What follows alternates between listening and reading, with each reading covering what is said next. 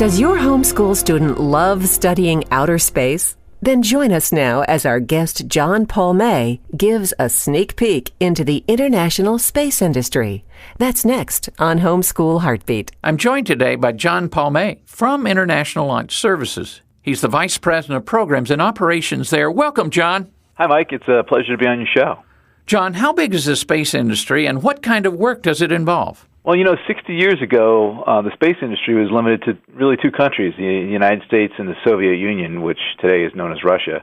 But today, most medium to large countries do have a space program. Obviously, the United States and China and the European Union and Russia all have very large space programs, but it surprised many of you who are not part of the industry to know that there are countries like India and Brazil and Korea that have fairly big programs too, and even countries like Azerbaijan, Kazakhstan, Nigeria, and Angola have organized space programs.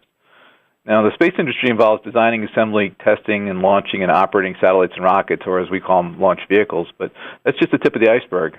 Most of the value of the space industry involves the services that the owners of the satellites provide, like satellite radio or direct-to-home television or an internet. So it's quite a global industry, and all told is billions and billions of dollars of money each year. John, what would you say to homeschool students who are thinking about a career in space? How can they prepare themselves to work in that field? Well, students should have a realistic assessment of their capabilities and their talents. And if they find they have a passion for something, they should really figure it out and how to meld that all together. Now, going to a job day in and day out that you're not passionate about, it's not going to make you happy in the end.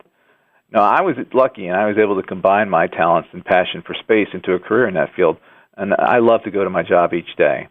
As for how to prepare, I'd say it depends really on what aspect of space that you want to be involved in. Engineers of all kinds are needed for the designing and testing of the satellite rockets and the ground stations and networks. Software engineers are needed in all areas as well. But if you want to be an astronaut, both engineers and scientists are usually chosen. And if finance, legal, or sales and marketing is your passion, all are needed in the space industry too.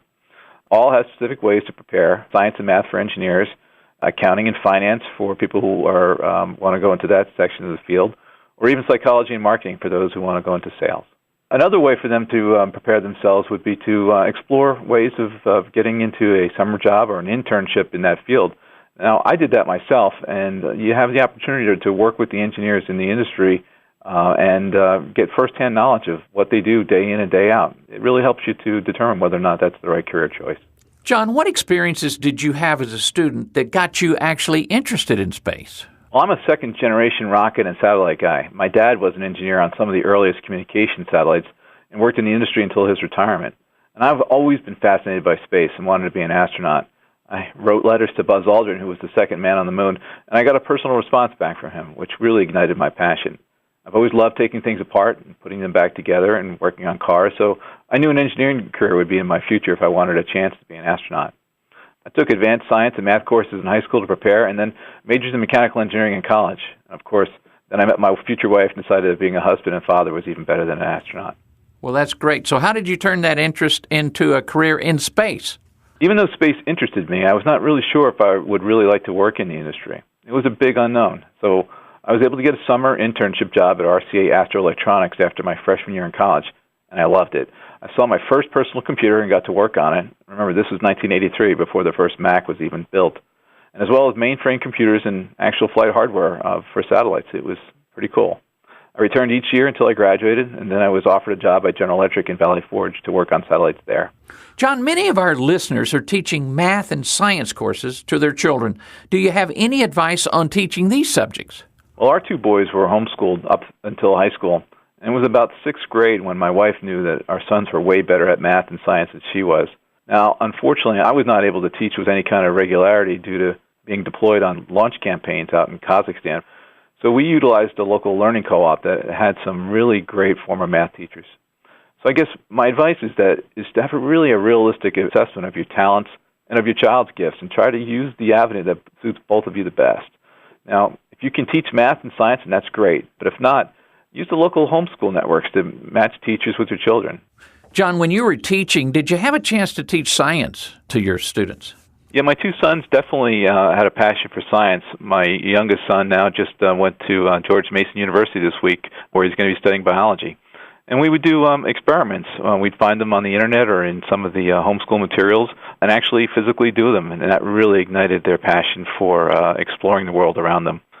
Also, because we live in the Washington, D.C. area, and there's just amazing numbers of museums near us, we take days off in the middle of the week and go down to the museum and check out all the things they had to offer, including a lot of children's programs where they would do hands-on experiments with the kids. John, how can homeschool students find mentors and role models in the space industry, and are there any support programs they should know about? Well, just like in life, with homeschooling, personal connections are always key. If you have a friend or even a friend of a friend who's in the space industry, drop them a note and ask them if they would consider talking to your student. You'd be surprised at how enthusiastic engineers are about their careers. My company sends our employees out to many local schools during career days to help stimulate interest in STEM programs, which are known as science, technology, engineering, and math.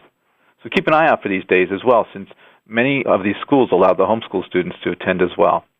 Museums often have space days, especially here in the Washington, D.C. area. And local astronomy clubs frequently have stargazing parties where everyone is invited to come at night and look through their telescopes. I can still remember the first time I saw the rings of Saturn through a telescope. And if there is a certain astronaut or scientist that impresses you or your child, write them a letter, like I did to Buzz Aldrin, and you'd be surprised at the response you'd likely to get back. John, thanks so much for joining us this week, and I think our listeners will really find this helpful. And until next time, I'm Mike Smith. How can the Homeschool Legal Defense Association help you? Well, to find out, contact us and ask for a free copy of You Can Homeschool.